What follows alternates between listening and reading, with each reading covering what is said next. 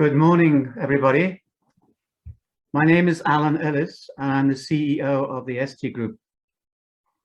A very warm welcome to our webinar on location intelligence for telecommunications. Before we commence today, I'd like to thank our partner Digital Cloud for all the assistance in putting this event together. We have a lot of late arrivals. The actual number of people to register today was 60 people from all over Southern Africa. So we have a few latecomers, but we need to start because we are 25 to 11 now. First thing I'd like to do is to go through the agenda for today's event. First up, after my introduction, will be Alex Trekin, Senior Sales Director for Precisely, and he will introduce the company and cover its areas of expertise. Next up will be my colleague Mark Kindler, the CTO of ST Group, who will present a number of use cases for location intelligence in telecommunications, showcasing some of the data we have access to. And then finally, Monica DiMartino, Senior Sales Engineer at Precisely, will continue with use cases in location intelligence for telco and a demonstration of Spectrum, our enterprise platform. Then we will close with a question and answer session. Please, if you could raise your hand, and for the purpose of continuity, if we could do that at the end of the webinar. Okay, before I hand over to Alexandra, I'd just like to set the scene. For those of you who don't know, ST Group Spatial Technologies was founded in 1994. We are the distributors for Precisely MapInfo in Southern Africa. We are also the African partner for ConnectMaster, and we sell our technology directly and through partner channels. For over 27 years, our markets have been 4 or 5 vertical markets, with telecommunications for a while being the most largest and important market segment for us. Financial services, retail, public sector, media publishing are the others. And we see ourselves as being the leading and most comprehensive provider of spatially enabled data for South Africa and the African continent. When you take all the technology and strip it out, the most important thing here is that our clients use location intelligence for business or competitive advantage. And many of the use cases that we have here are falling into the sales and marketing departments.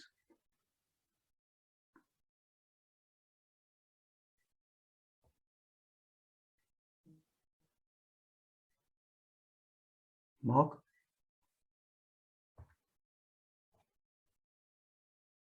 So essentially with location intelligence, we have 2 different types of users. We have the departmental power user, a business analyst, and so on. And we have the enterprise user. Many users were departmental, but we're seeing a lot more enterprise deployments with the spatial data and applications and use cases being shared throughout an enterprise for a number of departments. All the products that you see here, with the exception of ConnectMaster, will be presented in some form or other in the presentations this morning. We actually do have a number of ConnectMaster users registered for today. ConnectMaster is really all about asset and inventory management for telcos, in particular in the fiber arena.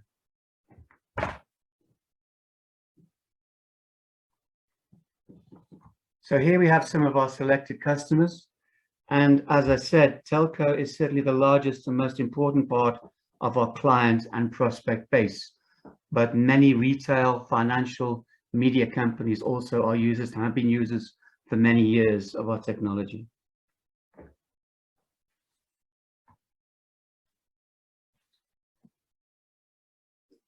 There is certainly no value for location intelligence in any market without access to a comprehensive portfolio of spatially enabled data. And at ST Group, we pride ourselves for being data agnostic and offering a wide range of data for South Africa and Africa. I'd like now to hand over to Alexander. Thank you. Thank you very much, Alan. We are really proud to be present on South African market since early mid-90s and working with ST Group in that space. But precisely is one of the oldest software companies in the world. We are from 1968 and since then been serving more than 12,000 customers in about 100 countries, and 99 of Fortune 100 companies are our customers. What we are leaders in data integrity, which we understand as allowing you to trust your data, power confident decisions through accuracy, consistency, and element of context in your data, for which location intelligence, not only what is happening, but where it is happening, plays a key part. So all household brands in South Africa and worldwide, you know of, are trusting us with our solutions.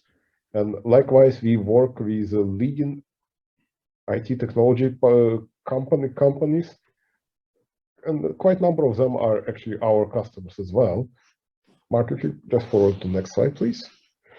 So if you're talking about data integrity, for which we have software, we have our strategic services, and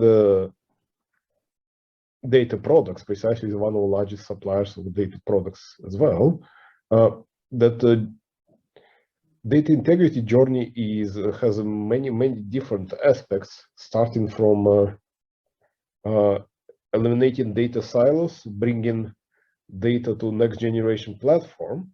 But this data would be useless if you don't have trust in the data. So building data quality and data governance in those processes, delivering clean data, is extremely important.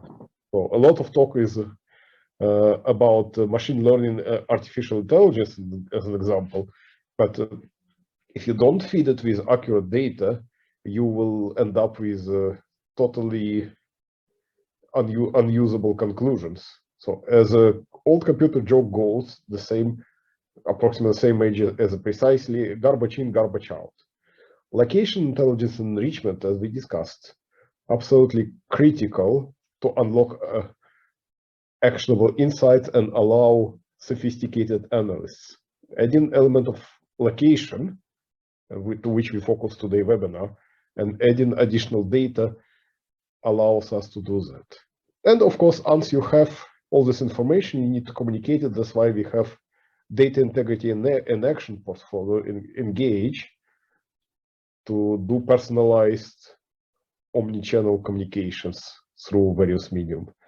And next slide, please. And just to wrap up about precisely, our data integrity capabilities clearly been recognized by leading analysts such as Gartner, Forrester, and IDC. And as a couple of examples here, so we're talking about location intelligence platforms. 3 times Forrester produced the Forrester Wave, and 3 times precisely has been named a leader into it. And another example, data quality magic quadrant. So I think 15 or 16 times Gartner published that one, and each one of them precisely under various old names been named as a leader in the category. So we really have a trust of the industry. And I will pass from here to Mark. All right. Thank you, Alex, very much for your introduction. Good morning, everybody. My name is Mark Kindler. I am the CTO of the ST Group, and what I want to present to you is a handful of use cases. The first one is what we call single network view, and I'll talk about that in a second. In summary, it means that we glue together network data, we glue together business data, and we glue together demographic data, so that when we have various departments within the organization, such as sales and marketing, or telco planning and our fiber planning team, we're all working off the same view of the network, the same view of customers, either potential or existing, the same view of the network, whether it's planned or existing, and the same view of demographic analysis as well. Now, what do we do with that information once we have a single network view? Well, we can use that to expand and plan growth in our network. We can use that to identify existing and potential new fiber to the home customers, or FTTH, and the same thing for FTTB customers as well. I'm going to present some use cases to you on the marketing side of things, where we're able to do some customer profiling, identify where we have customers that are located during the day and during nighttime, and how we possibly could modify or manipulate our network to better suit the locations of customers depending on where they're orientated. Are they fiber to the home customers, in other words, personal home business users, or are they business users? And to that end, I'm going to present some use cases to you. And then finishing off, I'll present some information that we have around African data, African demographic information, which we have available for the African continent. And that would include not only population, but analysis around points of interest as well. So let's kick off with a single network view. Really, the single network view means that we plan and analyze using a single network repository. So the idea is that very often we have planners and we have marketing organizations who might have a disparate or a siloed view of the information throughout the organization. In other words, marketing might only have a view of marketing information. We might have network planners who have a view of the network plan, either as built or existing plans which are being planned to come into the network. And that's not really an efficient way of doing planning. It means that each of those different business units will have a view into their segment of what's important for the business, but we don't all have a shared view, a holistic view of the network, which is what the single network view aims to achieve. And Monica, during her presentation, will give us a live demonstration of how it could look when we have a single network view of our network, we have a single network view of existing customers and potential business customers as well, so we can make decisions around last mile and costings and analysis. Really what it means is we can improve efficiency and the quality of our analysis when we do stuff. And that stuff is network design, it's operations, and it's demographic and marketing analysis. So what I'm going to do now is talk through some of the various data sets which we have available to highlight and demonstrate some of the use cases, some of the good stuff we're able to do with the data which we have available. And Alan, during his introduction, presented a slide of all sorts of data products which we have, not only for South Africa, but for the African continent as well. So to start off with, I want to talk about a product which is called APT. So this is address anchor points. And this is really around identifying existing and potential FTTH customers. And what it represents is a single rooftop. So here we have some sample data. We have some green dots, which are classified as existing customers. We then have the red dots, which are potential customers. And around it is an analysis which indicates, do we have a high or low concentration of customers, in this case around a street network, but it could be based around a fiber network as well. So what that means is in the lower part of the map, we have a much lower concentration of existing customers. We can see a much higher concentration of potential customers, which for us is where the money is. So we know where to focus marketing. We might want to expand our network. We might want to increase door-to-door marketing or advertising or billboard advertising to know where we have a high or low concentration of our customers in order bottom line, right? What we want to do is increase ROI. Now, we can take it further, because not only do we have the APT data, which is, as I say, is basically an entry point into a property, but we can overlay that and we can have urban data as well for the single dwelling unit. So this is a really good example of that. It's sort of a zoomed in location. Again, we can see our existing versus our potential customer analysis.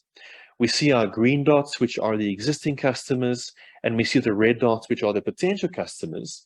But what I'd like to do is showcase the kind of information that we have for each one of these dots. So if I were to pick one and grab an info tool to get some information about that, how does it address look? We'll see that we have the house number, we have the street name, which in this case is number 26 Lotus Street.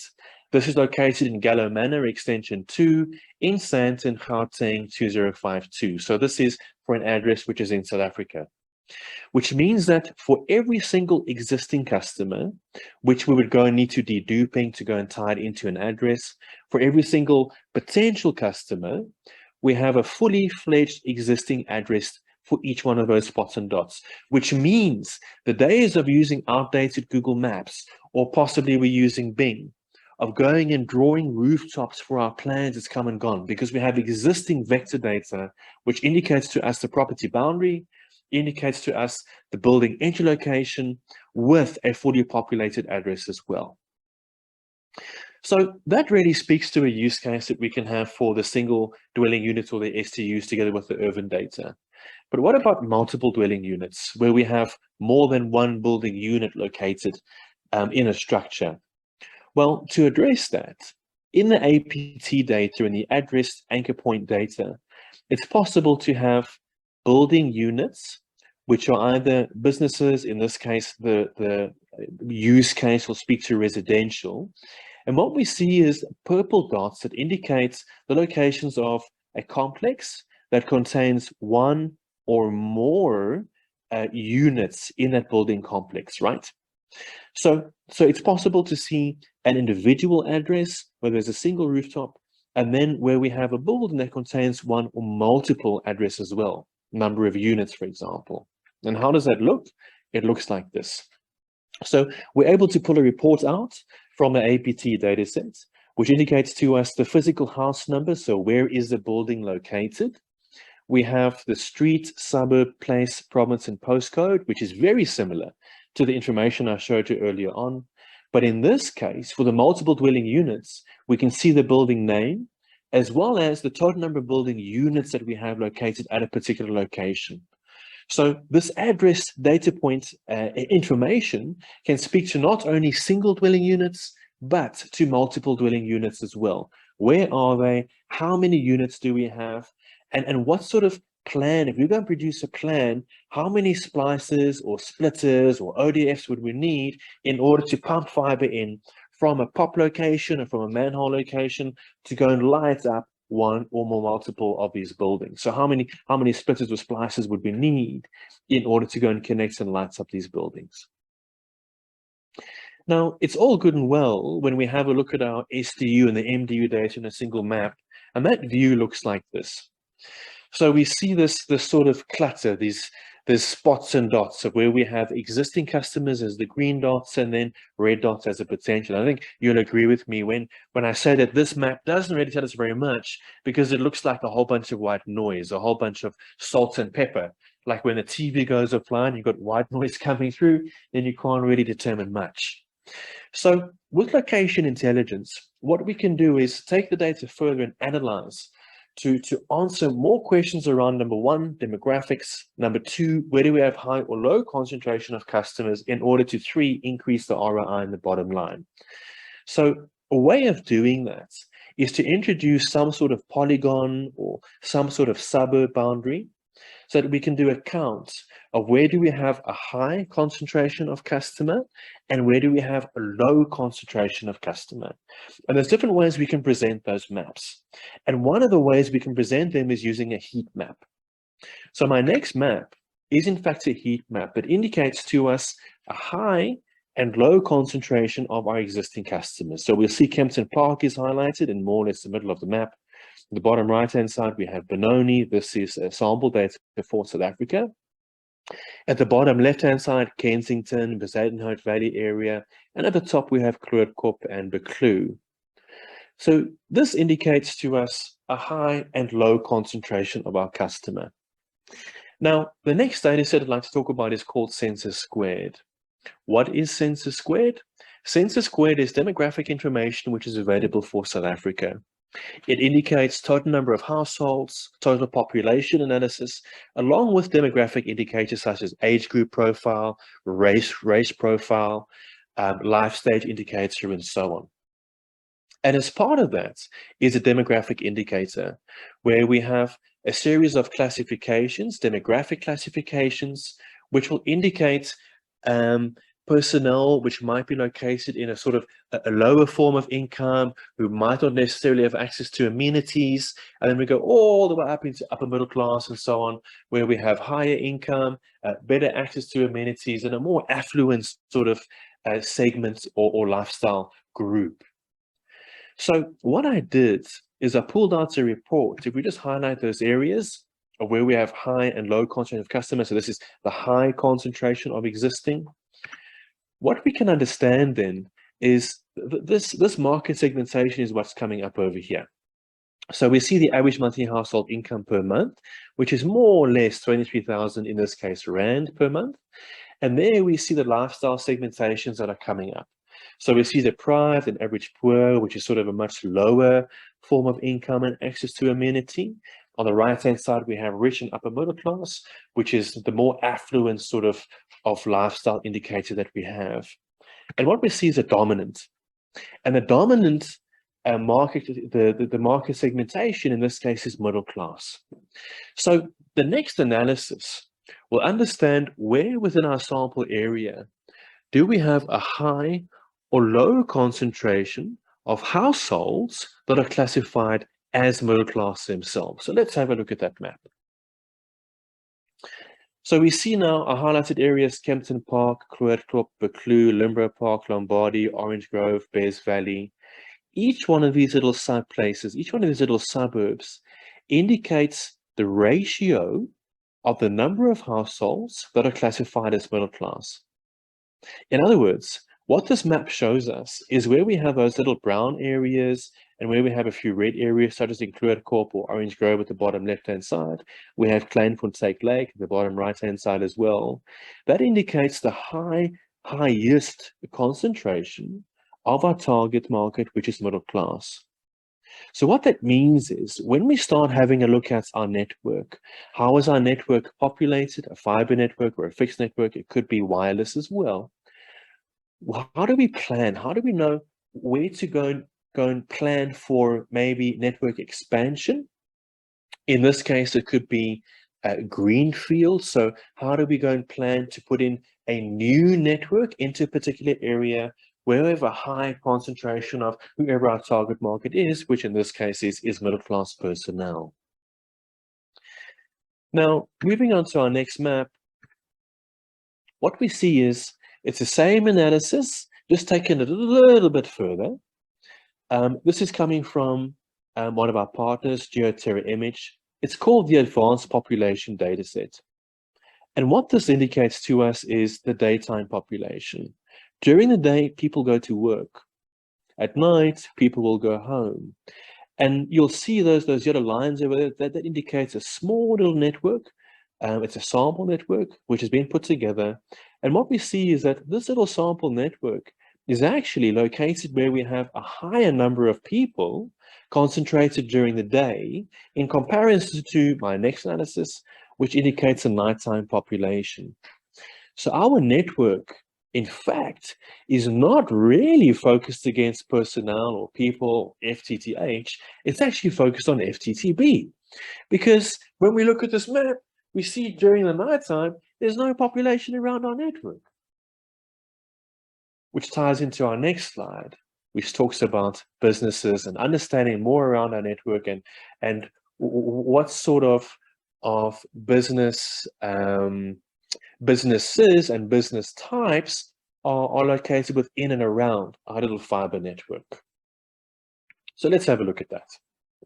We see a zoomed in view of our network, and I'm indicating the high and low concentration, in this case, or not high, low concentration, the classification of existing business customers who are the green dots. And then we have locations of potential business customers, which are the red dots. So really, we have a variety of data sets. The first one speaks to the anchor points data set, which speaks to rooftops and speaks to households and buildings where there's one or multiple units, the STUs or the STUs. And this particular data set speaks to locations of physical businesses. Where is the business? What is the business type? How large is the business? What sort of industry classification are the businesses comprised of? So that we can understand more around, from a business perspective, who our target market could be. So if we look at the breakdown of businesses in here, the first thing is, what information do we have around the businesses? So this particular business, I know it's slightly detailed. They're called High-Tech Ceramics. We see from the biz indicator data set, we have a physical address or PO box information. We can see the email address contact, the number of employees, and we see a SIC code description. In other words, what sort of business is, in this case, High-Tech Ceramics? What do they do? How are they classified? And they're classified as the manufacturer of refractory ceramic products, right? They are manufacturers and suppliers as tile manufacturers. If you look at the class description number 2, they make ceramic tiles. So this is a good indication of, like we saw earlier on, where we have a physical address for the APT, for the business data set, we have a vast, very colorful variety of information, which we can use to understand, classify, and then further analyze all the businesses we might have in and around our network location. So looking in more detail, I've analyzed the top 10 customers that exist, and this is by type, by industry classification, the top 10 customers that we have in and around our network. And the first thing we see is we have courier activities, we have maintenance and repairs of motor vehicles, we have construction materials, hardware, plumbing, heating, and equipment supplies, business management and consulting. We've got some security activities. We've got supplementary health services or paramedic staff, practitioners. We have estate agencies. We have consulting engineering companies. We have manufacturers, and we have logistics companies as well. So what we could then do is we can turn the biz indicator data set around on its head, and we could ask us to show us, where do we have a high concentration of couriers, maintenance of motor vehicles, logistic companies, where we don't yet have, or where we would like to plan to, some sort of network breakouts in order to connect and create new as-built, to produce a plan, create as-built, to increase our footprints, to increase our network footprints, to understand how we can grow our customer base is one of the applications we're able to do with this. Looking at our next slide, this is really just very similar to the APT data set that we had earlier on, where we see an analysis against our network that indicates where we have a high concentration of customers on our network, existing customers, and then a lower concentration of customers in our network. Now, that could be for various reasons. Number one, maybe there aren't any business customers located in and around our fiber. Number two, maybe what we'd like to understand is, do we have requests for service coverage coming into an area? Where are those requests coming in from? What are those businesses classified at, so that we can plan to increase our network footprint? And my next slide speaks to that. So let's imagine for a second that we were storing requests for service. So we see all these little spots and dots, which, by the way, is actually the biz indicator data set. We see requests for service that are coming in, and we might identify a gap in our network. And you see at the left-hand side, we have a very low number of customers located in Greenstone Park. We see requests for service coming in the Greenstone Park area, and we have a little gap in our network over there. And what I'd like to do is look in that particular area in more detail to introduce another product, which is called the Office Parks Directory. So let's zoom in. We see all these requests for service that are coming in. They are located at or near our network. We could use those for planning, for demand forecasting, to understand Could we do last mile analysis? Could we do network breakouts? Where are the manholes located? Where are the POPs located in order to increase the expansion of our network and our network footprint? So I'm going to highlight a single area over here, which is a Longmeadow business estate. And this is now a different one of our data sets. It's a brand new data set, which is called the Office Parks Directory. And what the Office Parks Directory is, it's an outline of a physical office park, which we can see here for Longmeadow. We see those yellow dots in there, which are from the Biz Indicator data set, and these are businesses.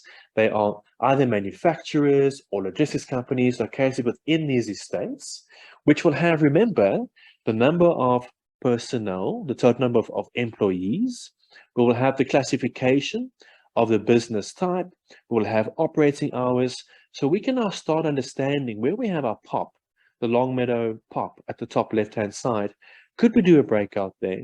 And if we do, what is the lie of the land? How does it look from a business perspective in order for us to understand more in terms of businesses about the kinds of businesses that are located within this particular business estate? So let's have a look at that. The first thing is number of employees. And we see that we have 600 employees located in information and technology. We have wheels and sales repairs. We've got diagnostic aids. We've got courier services. We've got automation systems and equipment. We've got motor vehicle hire. We've got warehousing and distribution. So each one of those little colors at the bottom in our little legend will indicate to us the high and low concentration of the number of employees, where those employees are working for a company, and where that company is located in our little business park.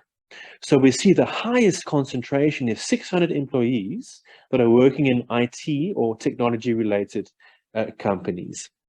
We have around 80 of them that are working in courier services and so on. So bringing the total of employees, we probably have closer to 1,000 employees are located within this little business park, which means that this could be market potential for us in order to do a little breakout, to expand our network and go and lights up. We can go into door-to-door marketing, we can put up signs, we can do our dark fiber and go and light it up. We're going to go into a little plan to understand how we could connect and what we could do. So my next map speaks to that. We can go and do a little network design. We have our POP, our entry point, and this could be done using the road or the street network infrastructure to go and start doing a plan. We can do a breakout from our POP in order to go and connect all of our customers up, to go and put in fiber into the estate in order to go and light them up using the Office Park Atlas with the Longmeadow business estate.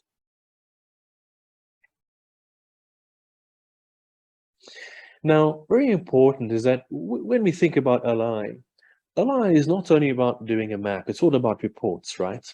So we have data which is coming in. In this case, we have our Office Park Directory. We can then pull out, remember I clicked on the single business earlier on to indicate the kind of information that we have. We can produce a similar report for each one of these business estates. In this case, it's for Longmeadow, where we see the company name, the number of employees, the contact number, the email address, their homepage, as well as a description of the kind of industry that each one of these companies operates within.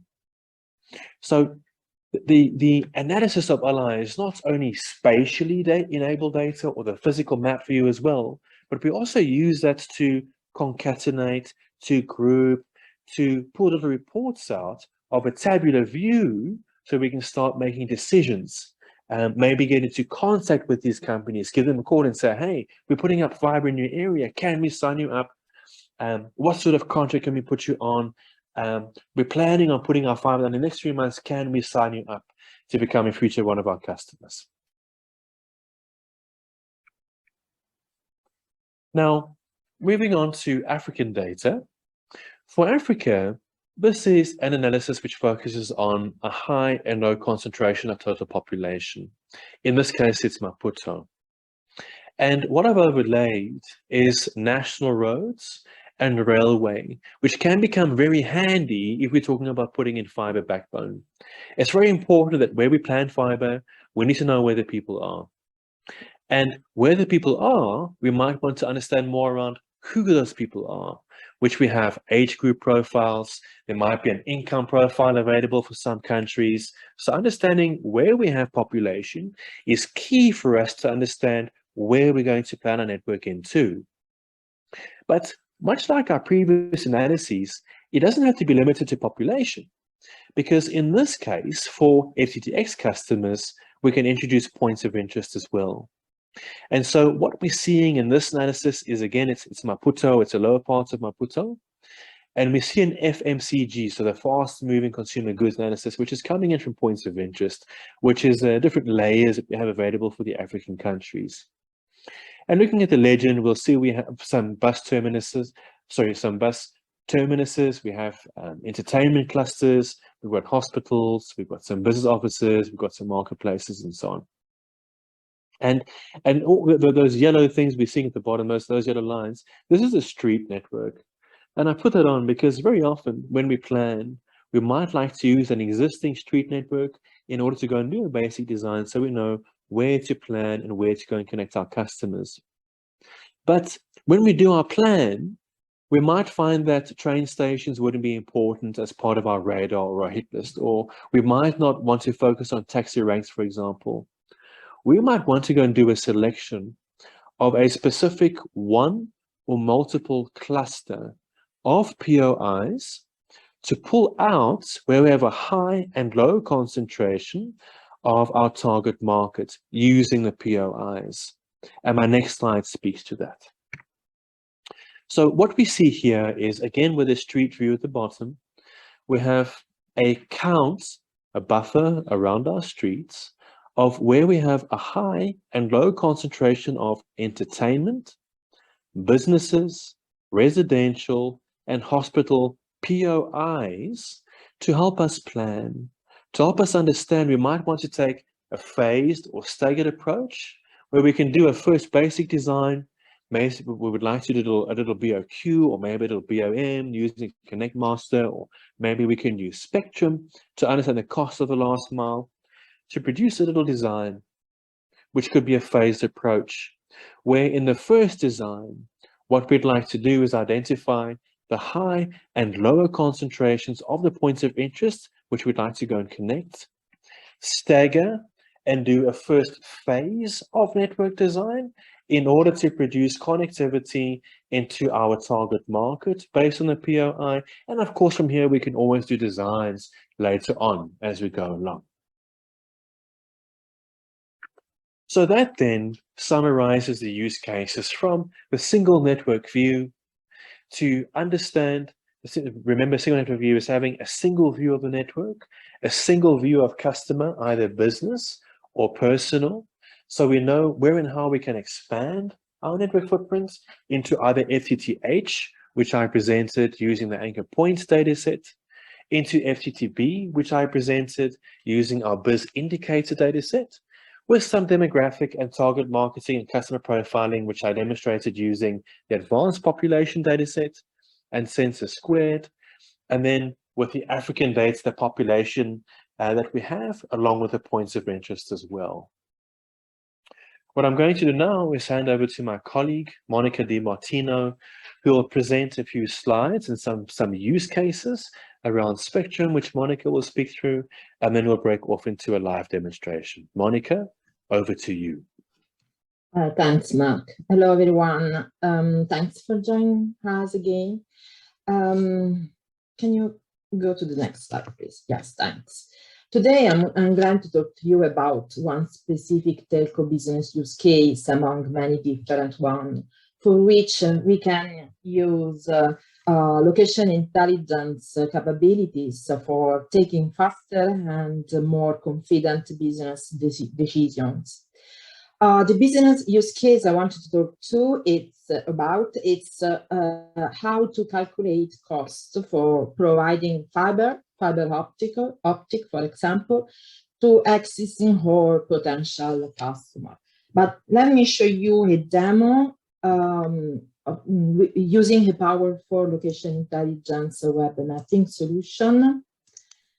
Let me know, please, if you can see my screen, Mark. Just for checking. Yes, we are seeing your screen, Monica. Yes, thanks. So we are in Edenglin area in Edenval in Johannesburg, South Africa. And we are looking at some data. Some data are from the speech of Mark before. So we are looking at the land use, the property boundaries, address point data set, and also the business indicator database, so the prospect that Mark has mentioned. You can see that the map rendering is fast. But let me look at, suppose that I am in the marketing team, or I am in the operational or business support system team, and I'm looking at our customer database, so existing customer and prospects, but I'm looking also at our network coverage, so the cable, duct, and our point of presence. What I'm looking for is at an existing customer, and I wanted to understand if I can reach out to this customer to propose a new contract, to propose the fiber, for example. So I'm clicking over this customer, and I can look at the data. So who he is, sorry, for example, this is a company, and I know the date of the contract, the type of the contract, and also where he is located, where he's located. But suppose that my question is, how close is the fiber to this building, to the building of this company? And what are the find nearest point of presence, like street cabinet or central unit to this building? So I can use the find nearest of the solution to look at the results. So this is my point of presence, and I can look at which type, for example. Very quickly, I can change the color or the width for the linear distance. But what about if I'm asking how many different paths to the building can the fiber cable take, or how much is the cost to provide the fiber to this building? I can use the routing calculation now. So I'm looking at the street network in this case. Let me remove the linear part.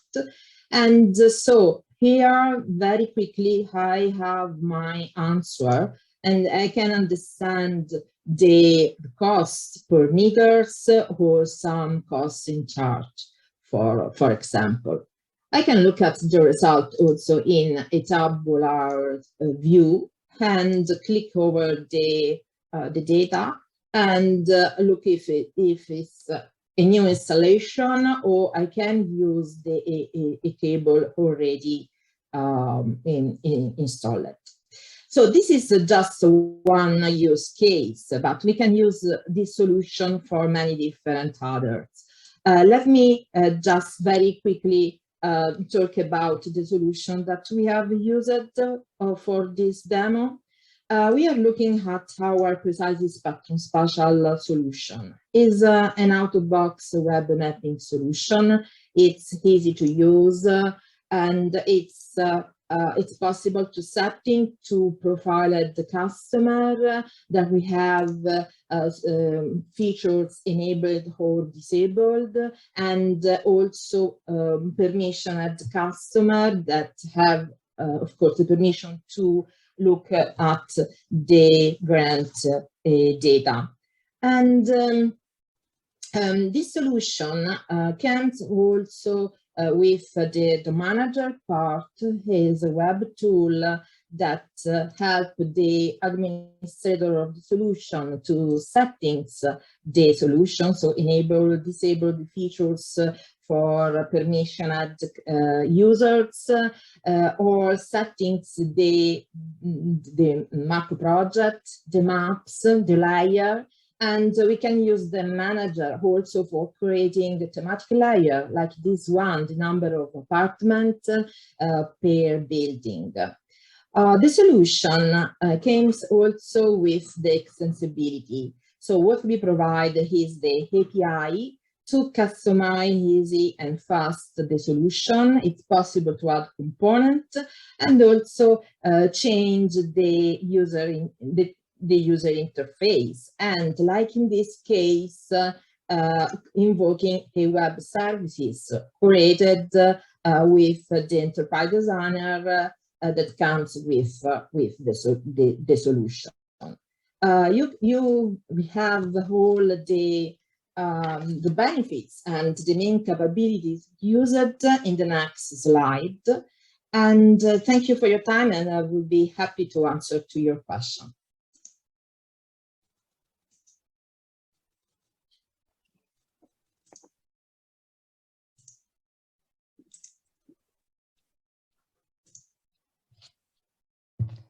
Want to share my screen? Yes, please.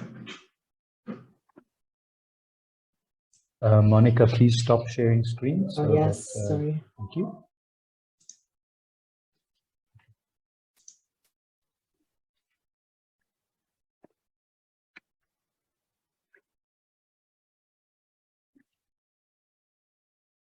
Monica, you had a few more slides. Is there anything you'd like to talk through? And this is just the summarization of what I said, the main capabilities that we have using in the demonstration, and was saying that Spectrum Spatial comes with the analysis part, the manage part for managing the data repository, and for setting project and user permissions. I want to just mention that it's possible to publish layers from MapInfo Pro, our desktop mapping solution. And as I said, we can extend the solution using our API. Thank you. Okay, Monica, thank you very much. We're going to go into a Q&A session. I'm going to stop my share so that we can have a look. Are there any questions? Please feel free to use the Q&A window.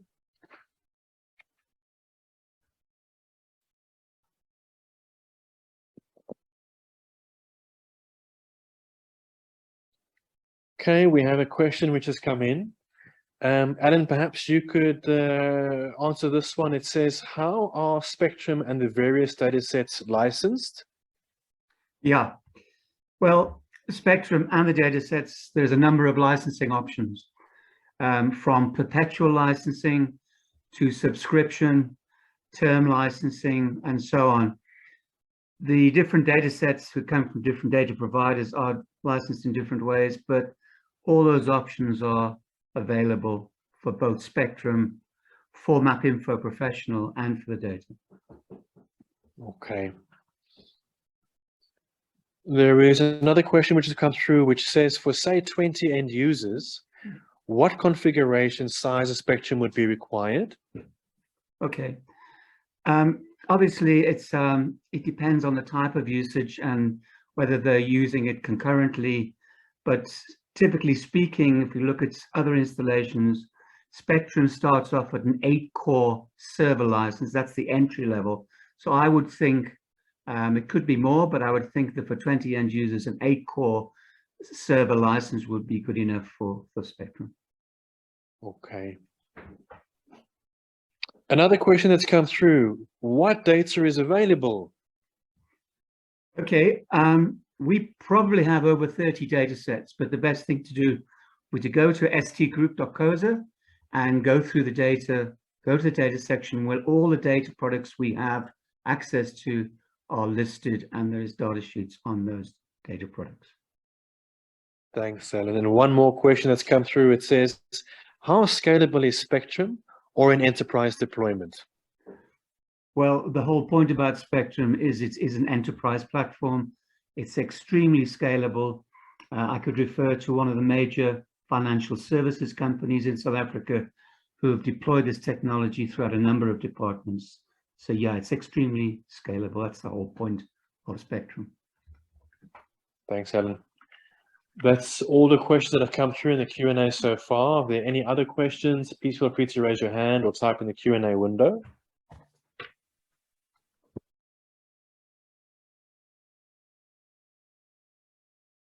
I think that seems it.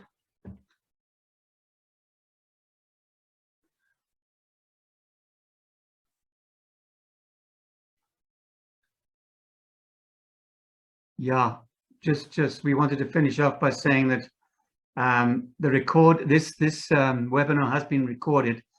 It will be available on the ST Group website probably later today. A number of people who registered could not make the webinar today, but